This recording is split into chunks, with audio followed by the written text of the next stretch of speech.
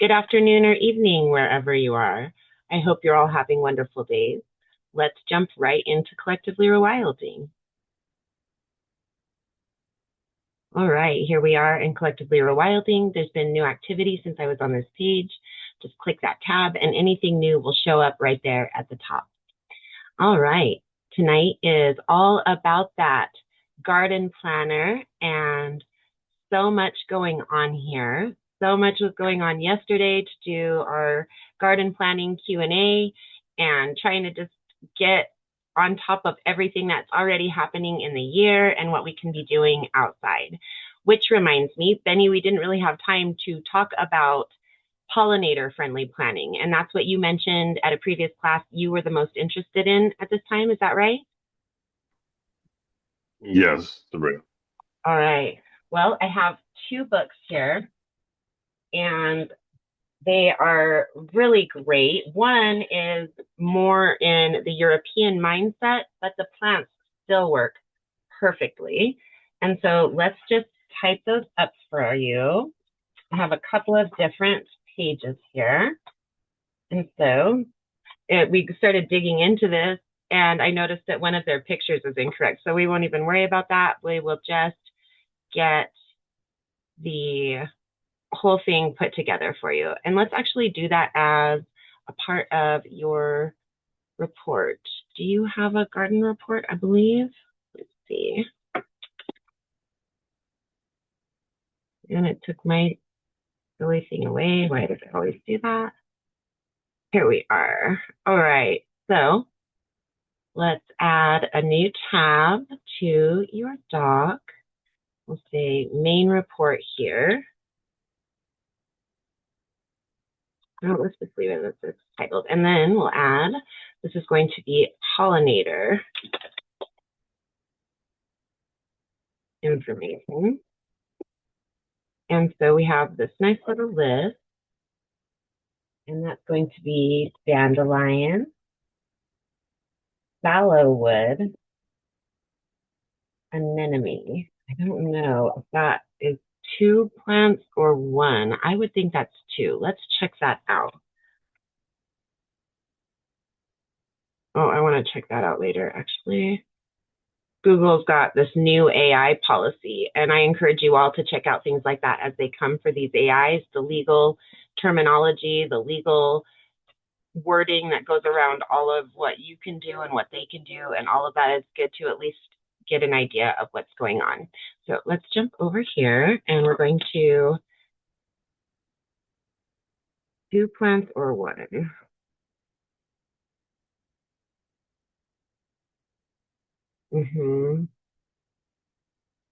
Okay, so it is wood anemone or fallow wood anemone as one plant. Okay, so that's what we needed to know.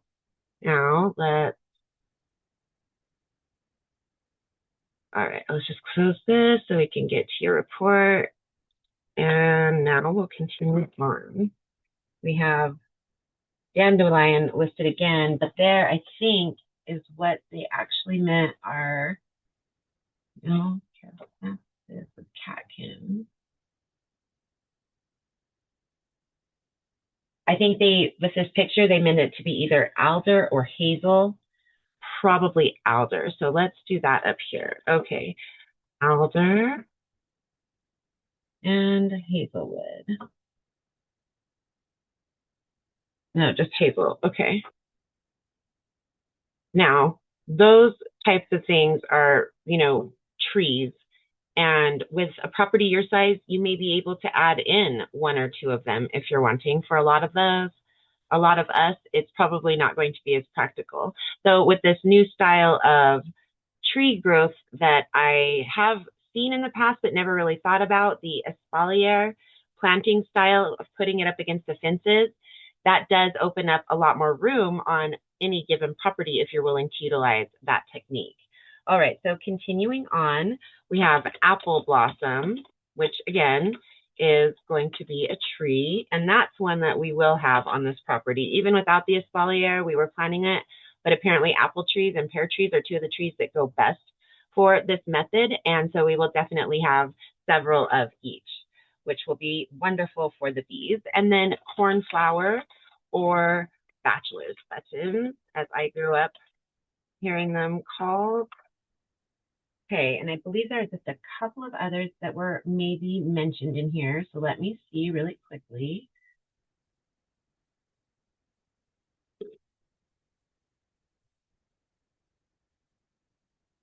It does mention cherry trees, which we will also have and planned again whether or not.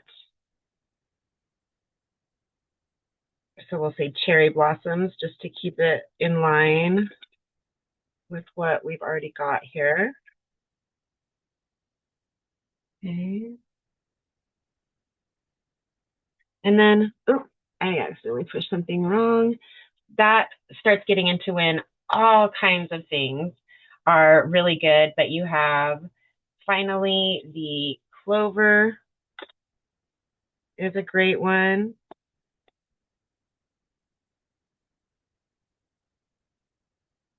And raspberries, specifically in the more middle of the year.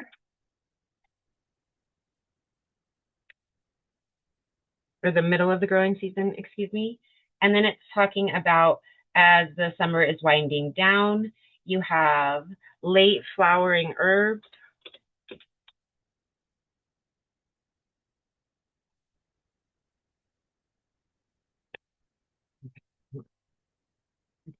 Going back and forth, no fun. Late flowering herb, fireweed, which is a really pretty flower. Espalier, which is again, I believe, really pretty, and purpurine. All right, so those are some really solid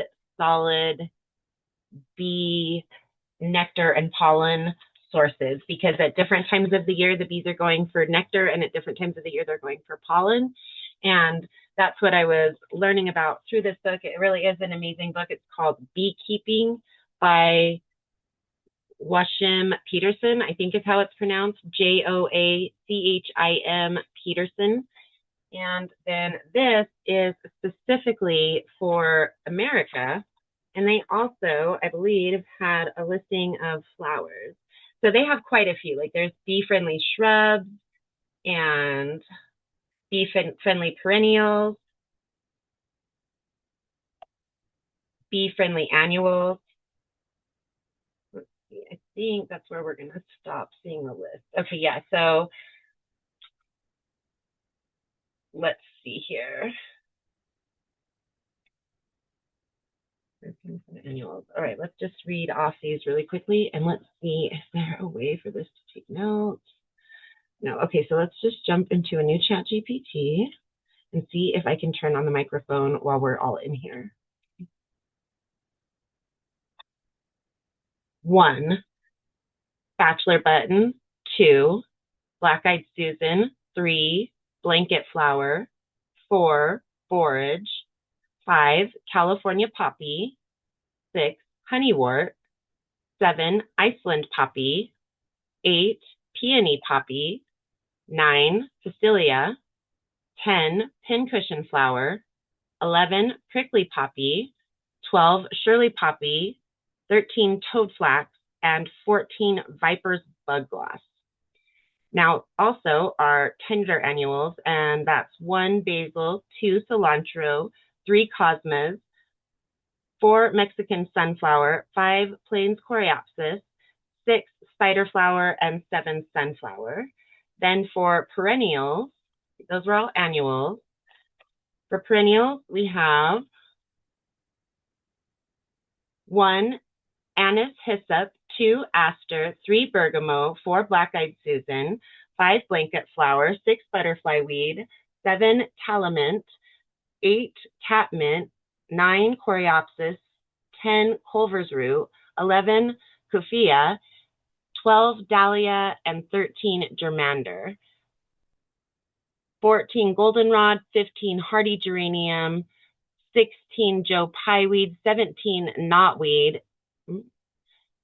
18, lavender, 19, mountain mint, 20, oregano, 21, penstemon, or beard tongue, 22 purple coneflower, 23 purple prairie clover, 24 purple toadflax, 25 salvia or sage, 26 sneezeweed, 27 thyme, and 27 yellow coneflower. And I think that that gives you a good place to start. Then if you're interested in shrubs or trees, those lists will also be in here and I can grab those for you. Now let's see what it does with what I just threw out there at it. Oh, it didn't do it how I wanted it to at all. Okay, so we're just going to copy that though. Okay. And now please clean up the following information. Now let's see if it will turn out the way I was hoping that it would.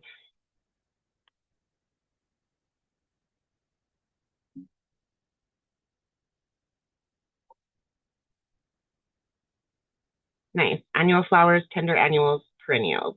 And that's what I figured. I wanted to point that out while I was reading it, but I didn't want to miss up the list. Black-eyed Susan and blanket flower appear in both annual and perennial lists, which is valid depending on species and growing conditions. A few names. This is forage is supposed to be borage. I don't know what this taliment is. We'll probably just take that one out. Spelling and numbering have been standardized for clarity. All right. Then there's all these other wonderful things. So let's start with what we have here.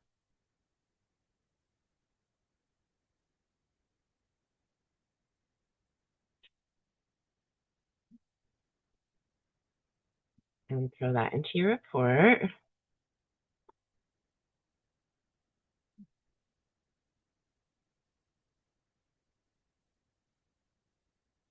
All right, so that's really nice. Now it has suggestions for you, Benny. You have 3 choices. Would you like to convert this into a planting plan, separate native versus non-native species, or organize by pollinator value or bloom season? Organized by pollinator value. Okay.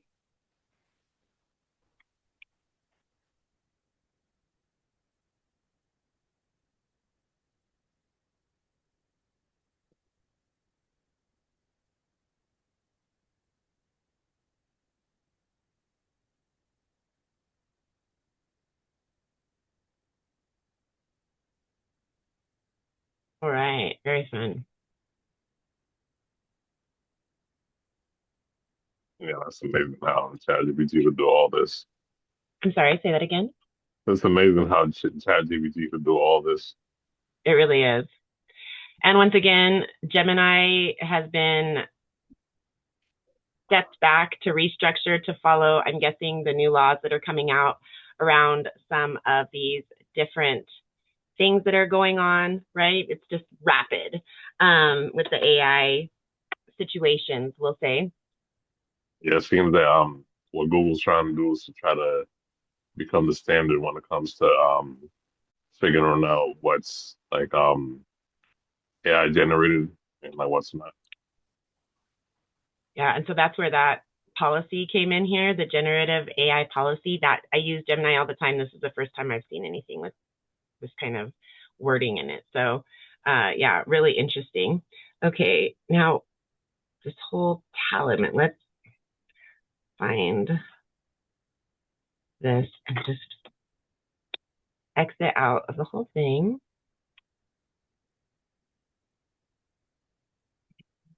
I'm gonna eliminate and out of here. Okay, now we need forage, which should have been borage. Okay. Oops.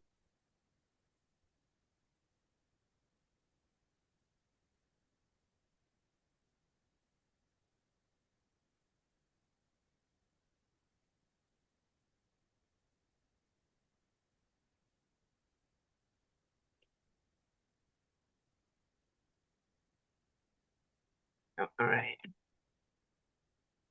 There is that. All nicely arranged for you and corrected as far as selling. Then I think that's everything that we were going to do. Okay, wonderful. So I just didn't want to leave you hanging. I told you that we would get you some information, and now you've got that whole tab in your garden report about that, and we can work on some more of that at a later time when you're ready to start actually looking at doing the planting, right? Like you've got a little while. We both have a little while till that last frost date. And I'd like to just remind you with our information from the wild seed catalog that you're recommended at spring sowing and an early spring sowing. So would probably, let's see, does that tell you over here? Let's see what zone you're in really quickly. Again, Benny, if you don't mind. What is your zip code? It's 02703. All right.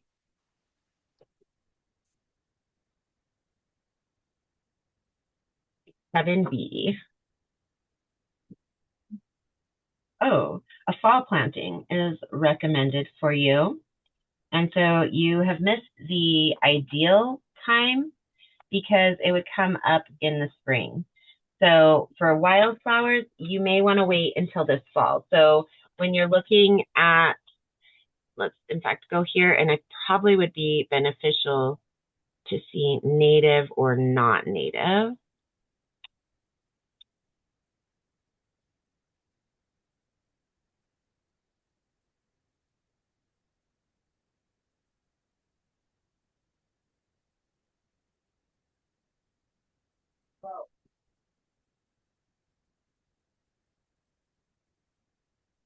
Yeah, because I think the bees start coming out like probably usually like around, I want to say probably around the March, April time frame.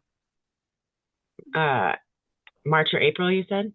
Yeah, So that's when those early but trees I and know. things that we talked about are going to come out.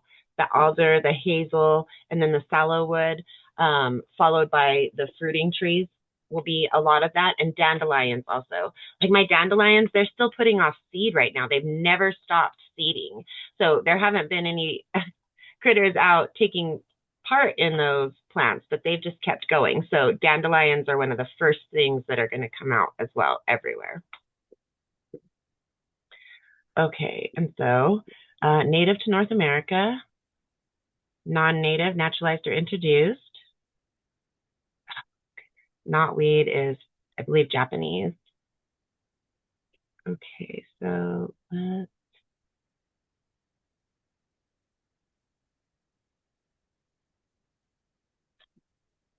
all of that. Now we're going to jump back in here to the pollinator information, and let's actually put this at the top here. Okay, and then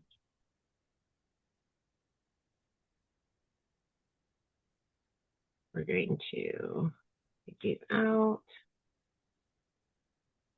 I'm going to try to find it. We're going to do this weird. Okay, it doesn't have it anymore. Now and all right, so I think we might have gotten rid of that all. Okay.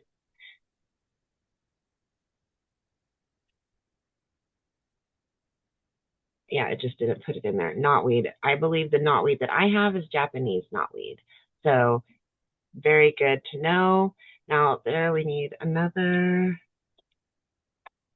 line.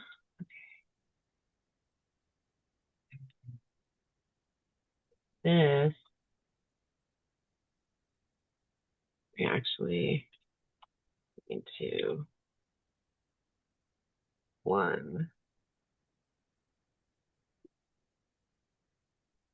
two. Let's do this.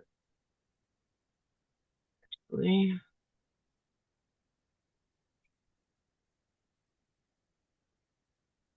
All right. There we go.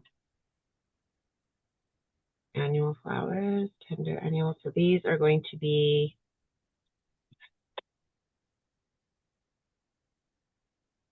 in order of pollinator importance. Okay, all right. And then this is going to be pretty well defined for the rest of it. So that will give you a great place to jump off of there. Okay, now we got all of that taken care of. And let's jump into, well, actually, let's grab this and share it with you again, so you don't have to go looking.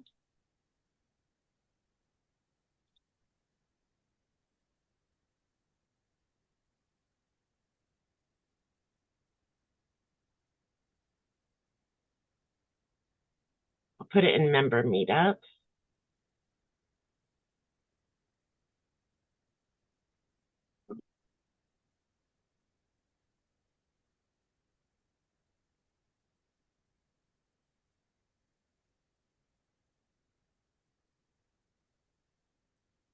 All right.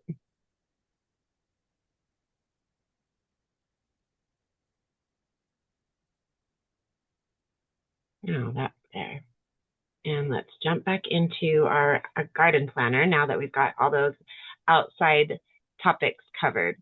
So for today, we are into the 3rd week of January. So let's check out our checklist.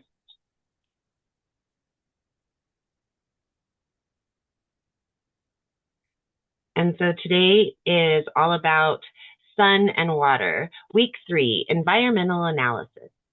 Sun map setup. Mark cardinal directions, north, south, east, and west on your base map.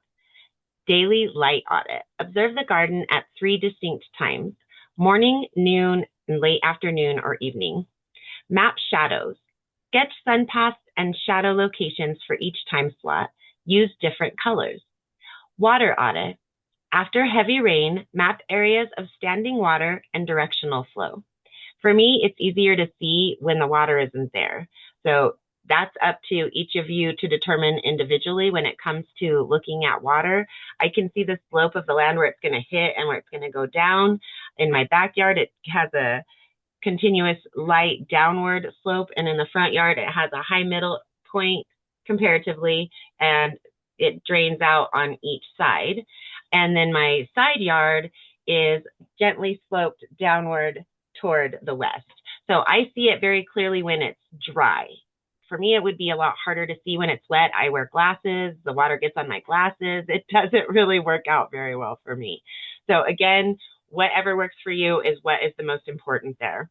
And then biological correlation. Note which plants wildlife. Oh, okay, I thought it said correction at first. So excuse my little giggle there in the middle. Biological correlation. Note which plants wildlife are thriving in specific conditions in a light log. And so when you're out a lot in your yards and garden, you'll notice that as the evening comes on, you'll see more bug life like gnats and yes, mosquitoes. And then you start seeing the dragonflies or comparable insects coming in to eat off of those. And then you'll see the swallows or the other birds start coming in to eat what's available as well. It's really fun. Also, depending on where you're at, you may have small mammals or lizards, and they'll be active at different times of the day. And we don't really take time to notice that a lot in our own world anymore. And I encourage you just to take those moments to notice your sunlight, to notice your water when it happens, or if you're like me and you need to know where the water is going to go before it happens, and also the wildlife that's in your area, right? It's a lot of fun to start to tie these things together. Now let's jump into the full January overview for week 3. And so this is tracking sun, shade, and water patterns a little more in depth, right? So now we're going to talk about it. And then at any point during the week when you're like, I want to work on something right now, you can jump into that checklist. Remember talking about that overview and just start marking off the ones that you have time and interest in doing this week. So walk around your garden at different times of the day, in the morning, at noon, and in the evening. Notice where the sun falls and where the shadows are the longest. Start sketching in the sun map of your journal around your garden. Do the same for water.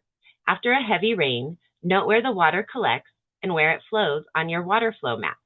This will help you to know where to plant things that love a bit of moisture and where to plant things that need less water. All right, now your sun map.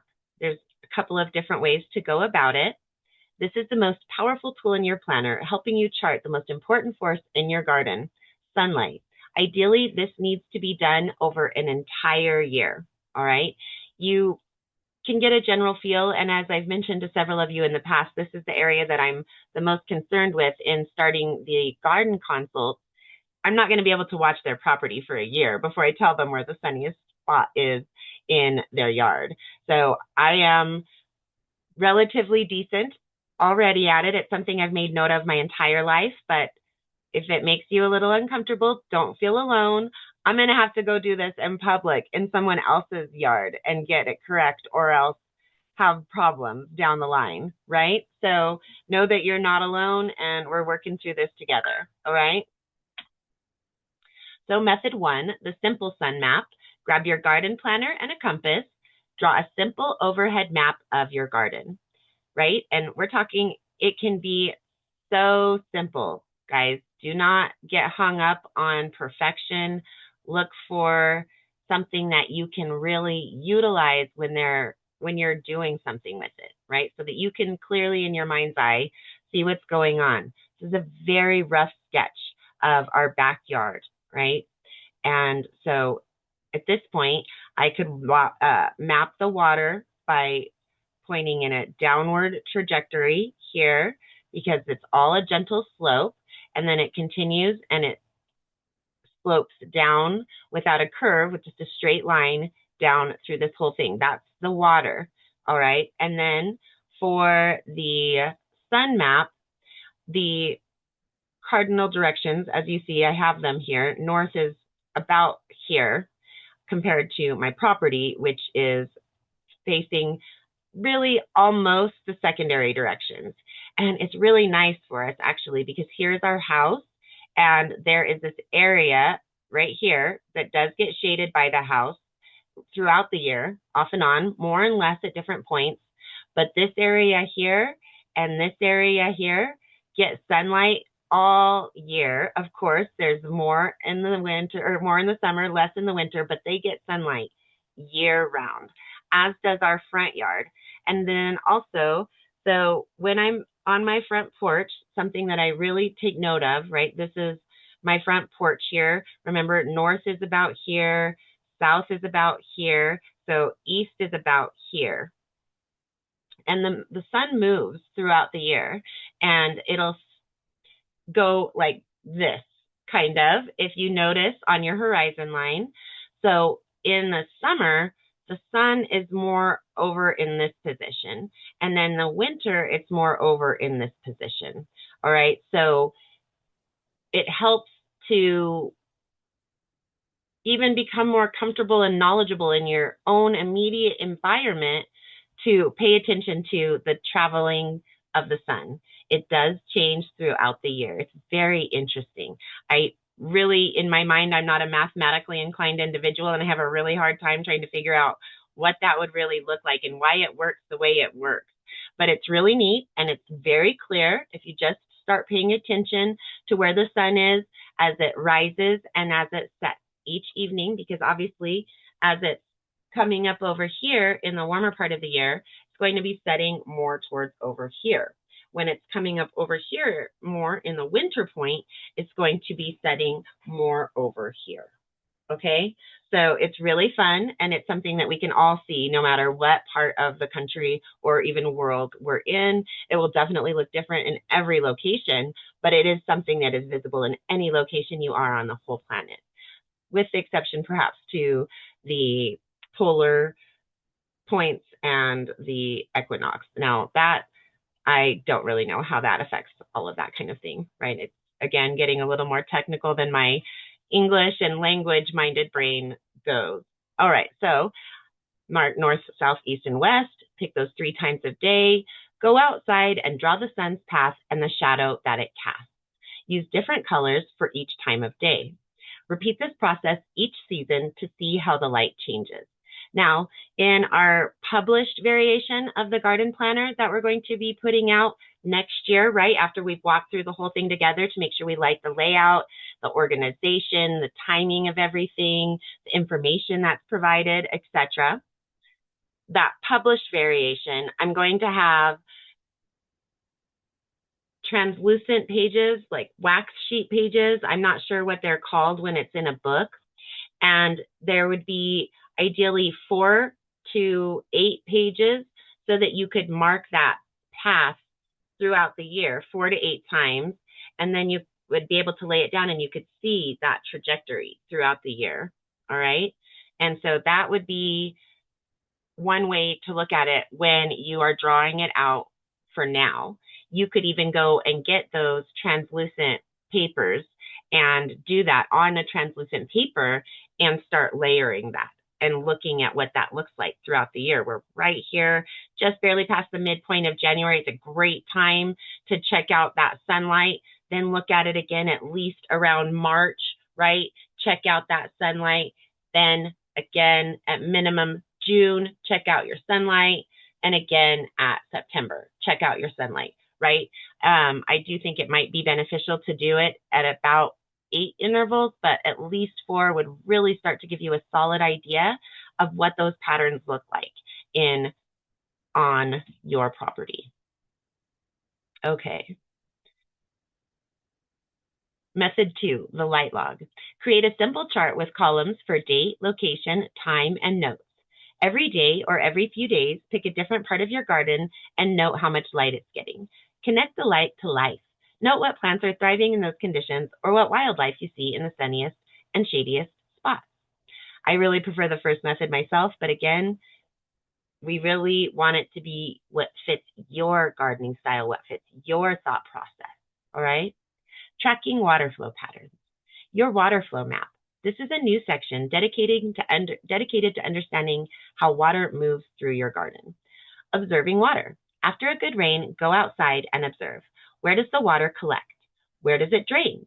Are there any spots that stay muddy for a long time? Drawing a map. On a new, simple map of your garden, draw arrows to show the direction of water flow. You can also use colors to indicate where it's very wet and where it's very dry. Planning with water.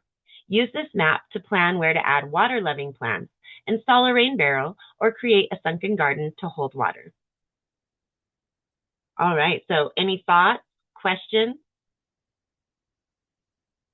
Does it sound intimidating to go out and track these things, or does it sound fun?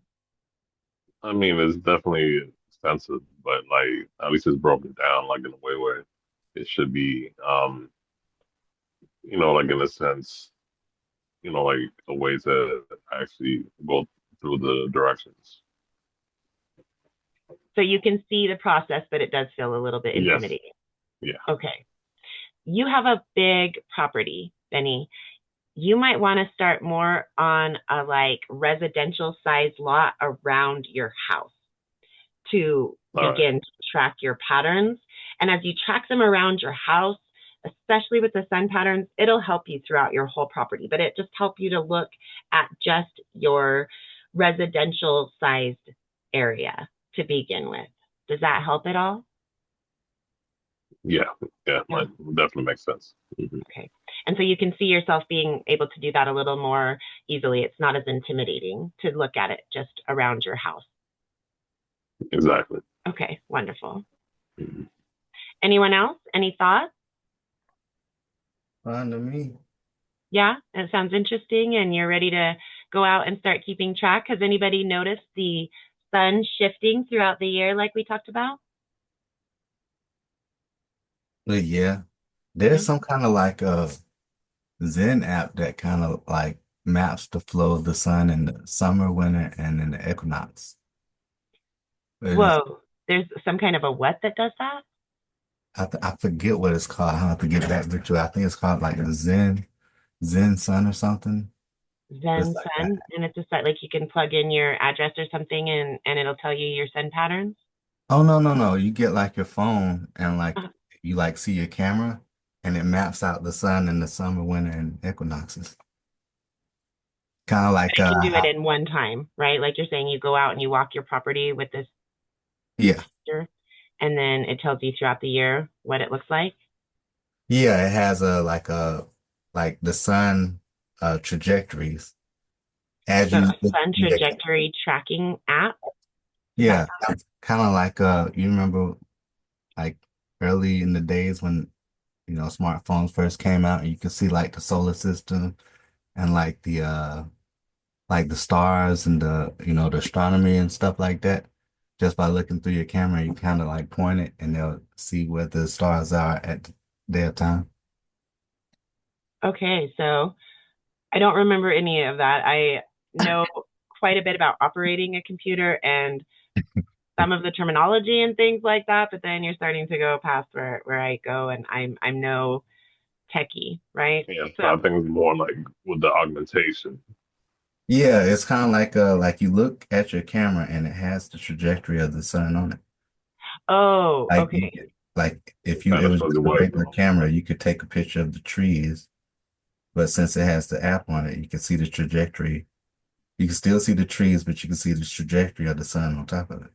Okay. So is it something like this? The Sun Seeker, Sun Calc, Sun on Track, Sun's Path, Sunrise, Sunset Times, Shadow Simulations, and Sunlight Exposure? Does that sound like one of the ones you're talking about? Well, that seems a little robust. The one I was talking about just has, three like trajectories of the sun, one in summer, one in winter, and one at the equinox. But I mean, I don't doubt that they have it, you know. Oh, great. That's very cool. Sunseeker offers flat compass and 3D AR views showing sun position, path angle, golden hour, and twilight times on a map. SunCalc, a web-based tool, also app showing sun movement, trajectory, sunlight phases, sunrise and sunset, and yearly path variations. So that for me seems the most applicable so far, Mhm. right? Sun on Track, formerly Sunny Track, great for solar planning with GPS, sun path, elevation angles, obstructions like trees, shadow simulation, and AR. Then Sun Tracker AR provides AR projection, 2D and 3D map visualization, shadow simulation with customizable objects, and detailed data tables for sun night lengths. So, yeah, I think that probably for our purposes, SunCalc would be the best. Let's go and see what we're looking at if we were to want to get something like that.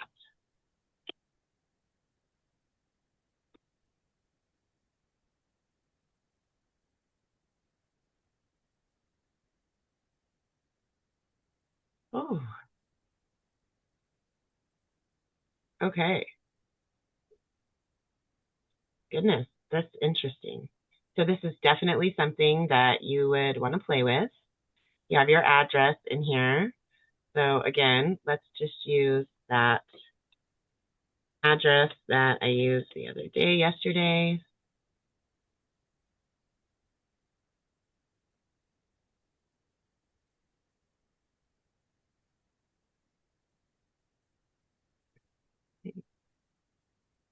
Okay. So what are we looking at here? Let's walk through this a little bit. Okay. This is the location. All right. And then you have partial solar eclipse. I'm not sure why that's there, but this is the path of the sun throughout the year. I'm pretty certain. So right now,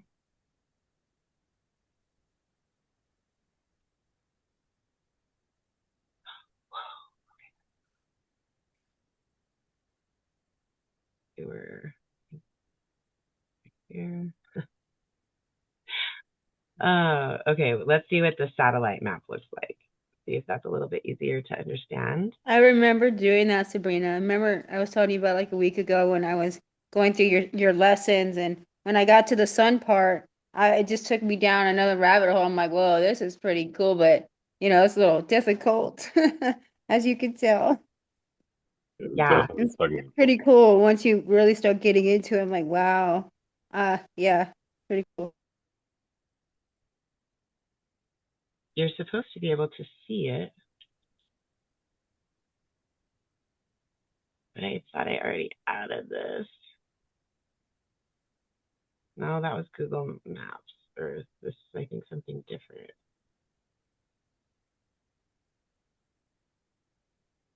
A 1.6. What are the reviews about this?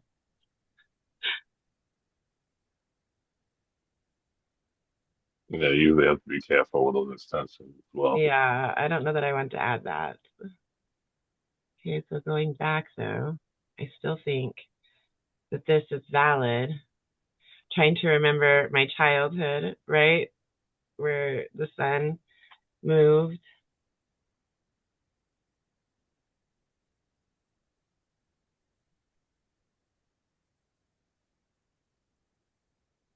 No, I don't know. That doesn't feel right. It should be the same kind of trajectory, but over here. So yeah, this would definitely need some serious work to try to figure out how to do this. So for myself, it's quite a lot easier to track those patterns throughout the days than to try to get into something like that. So I may try, simply because I'm going to be doing these consults. And of course, like I said, I won't be able to walk those or for a year before I tell them what they need to do. Right.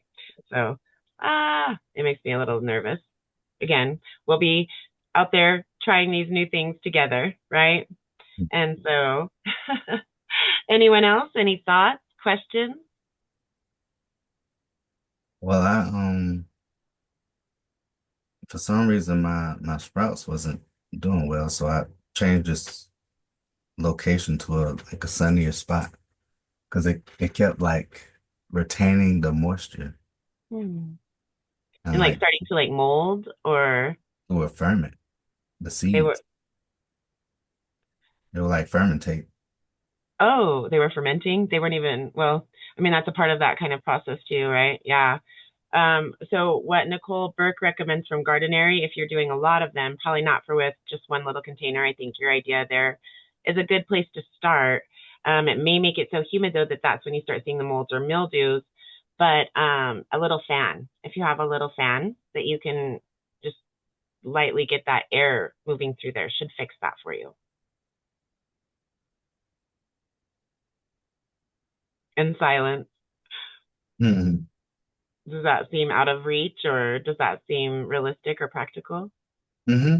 Okay, wonderful. All right. Anything else, guys? Is it Glenora? Am I pronouncing your name right? It's wonderful to. Oh, and Arizona, we haven't seen you for a while either. Hello to you both, Hi, and to yes. everyone, of course. This is Glenora. This is my first time joining, so I'm just listening in. My first time. Wonderful. And whereabout are you at, if you don't mind us asking, Glenora? Milwaukee, Wisconsin. Okay, so it's really cold where you are. Yes, it is. Oh, goodness. 53212. Well, Freezing. we can walk through all of that. I'd love to walk through that with you. You're welcome to jump into the garden planning Q&A, which is the only part of this that is a paid subscription. It's $5 a month. Or next week, we have time, we can pull out and do a whole report for you based on your zip code. Okay.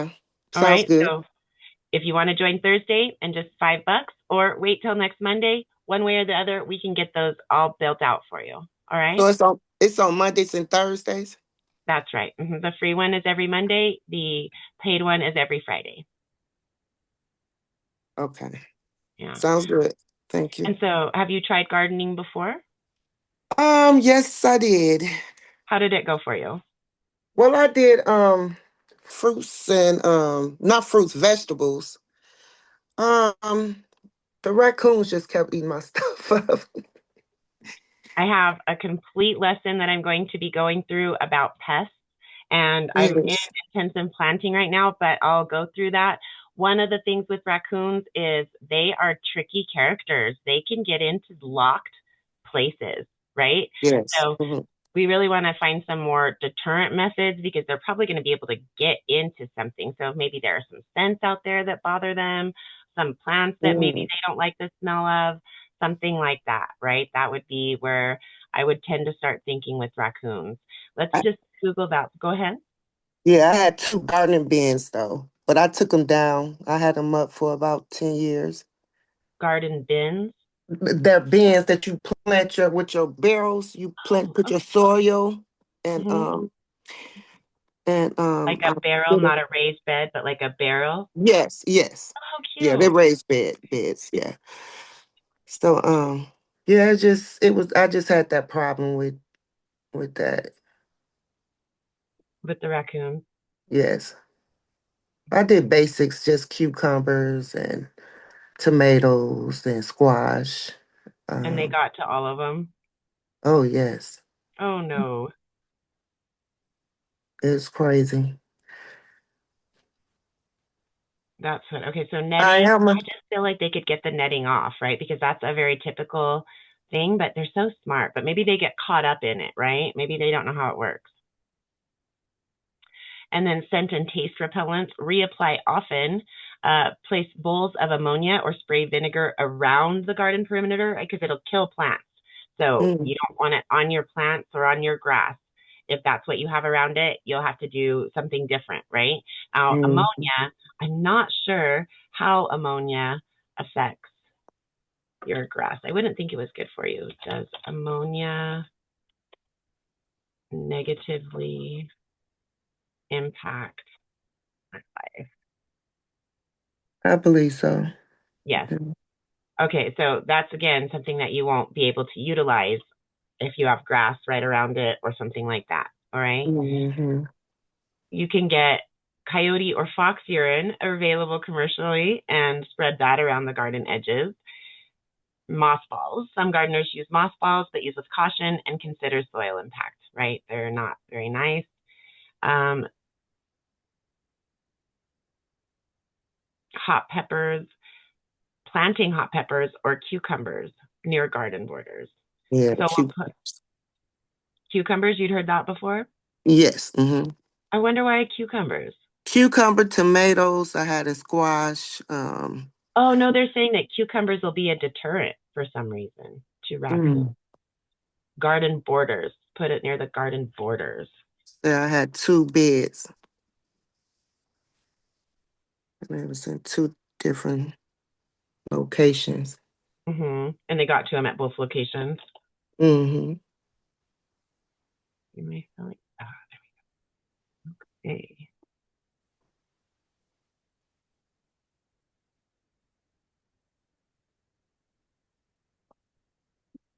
Going to be little room. What else I have? It's been a few years. I didn't did it in about 4 years. Still in the location though that you were where the raccoons were. Yeah, I just gave up on it.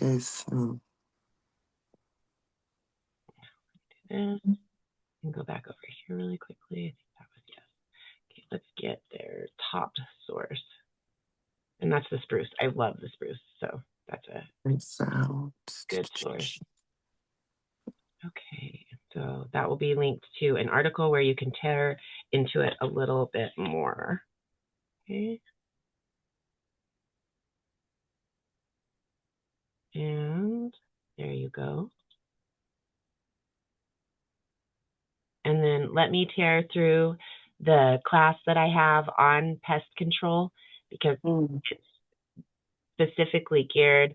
I'll just show you guys what I have going on over here. It gets a little crazy intensive why I haven't just jumped into it already because this is my course library that I have available for gardenery. Mm-hmm. 7 pages. So here's some organic pest control. Yes, but I want to look. It's like on page 5, I think. You start getting again into pest proof, organic pest sprays. And then there's one specifically burrowing pest guide, climbing pest guide, domestic pests. So she's got some really. Squirrels. Yeah. Cats. Yeah. So I'll be tearing through all of that. I'll finish the intensive gardening mini course, and then I'm going to I'll dive right into the organic pest control and start working on those next. All right. Mm-hmm. Wonderful. All right. Any other quick questions before we jump into the calendar for tonight's class, guys? I would like to know how you keep up perennials. Perennials, oh, again, that's going to be really specific. We can definitely look at that a little bit more. Let me jump into the guide copy. Okay, I have to copy. I'm not sure. Let me look in here for perennials. I know I had information on it in here for you. This is more extensive than the one that we work on in class because there are pieces that you may or may not want, that they may or not want, that she may or not want, and he may or not want, but put them all together in one and then work on things that almost all of us are more interested in our interactive classes of the garden planner, right? So let's just see really quickly. This is going to be your basics, charting, weather.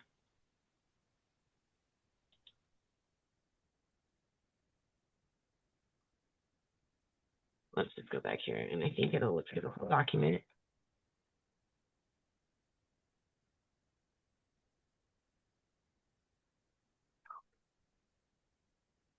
Okay. Now let's see what we have here. Perennials for bees. Perennials. Yeah.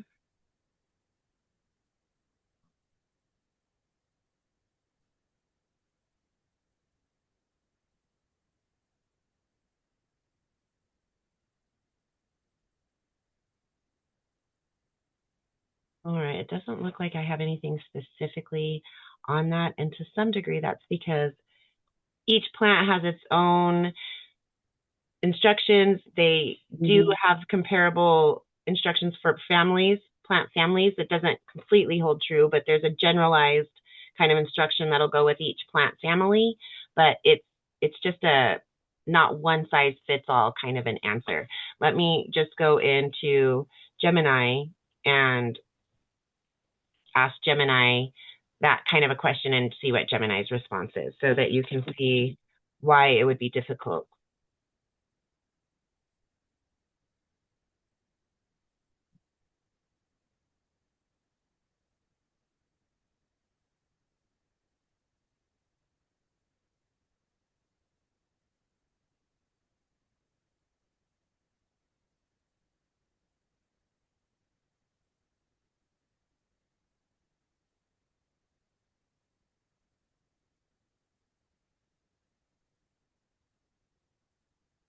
Okay, so I said, can you create an overview guide for perennial care, or is each different plant family too specific for its own care instructions to make that realistic?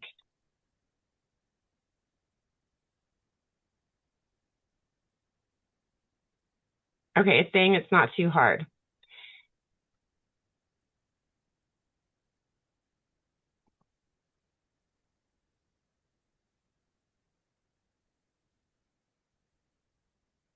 Okay, so this is going to give you a really good overview. And I always want truth from my LLMs, my AIs that I work from. So this says, the real secret, because you can see where it's telling you, since you value a true critique over simple encouragement, the real secret to perennial success isn't just keeping them alive. It's managing their senescence, dying back, and dormancy cycles. Here is a high-level guide to perennial care characterized by the 4 pillars of their life cycle: the establishment phase, soil and nutrient management, the edit, pruning and deadheading, and the rejuvenation for division, right? Like my ditch lilies in front of my house really need to be divided this coming year and put around, given away, whatever. They're kind of getting crowded up there in my little runner by my front walk, right? So does that help? Yes, that's good. Thank you. Okay. A general guide will get you 80% of the way there, but you will fail with the specialist plants if you don't look them up individually. And then they've provided some examples. Coneflower, hosta, care complexity, low. Ephemeral perennials like bleeding heart, oh my gosh, so high. And the hostage, I know about those. I get them coming back every year so far. wonderful. The hostage. I didn't succeed with my first attempt at it, but I didn't do enough research on it. And I was just when I'm first moving into a place, I just want to touch the soil so bad. I don't have enough time to research. I'm just going to go out and do it. And they've never tried to do the runner sets like that Yeah. before. So Yeah, the hostas that they grow good. You could pick them up and give them to somebody. They'll grow right back, and they could plant them off a that's piece of it. wonderful. Another thing, I believe something like 80% of hostas edibility.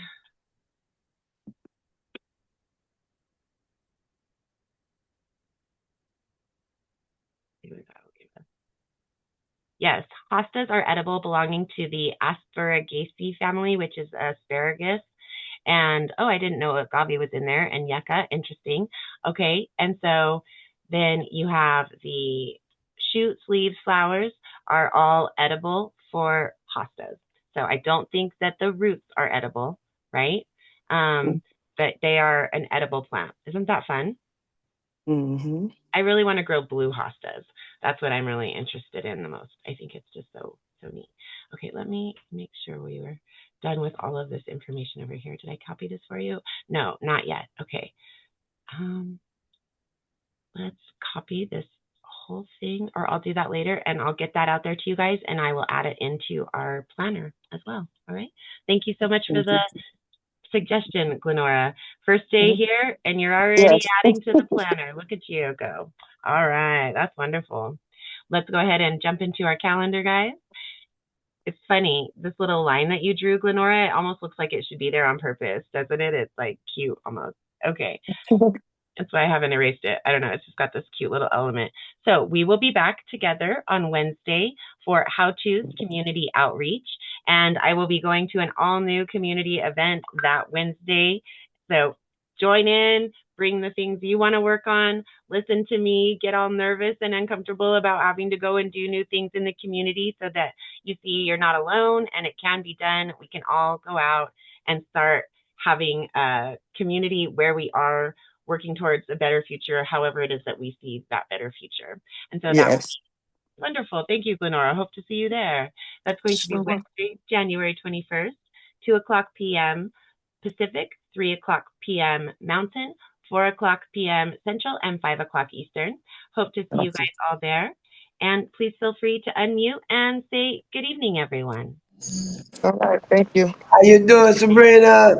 Hey, Evening, Arizona. you Oh, my guys. goodness. Arizona. How you doing, Jamie?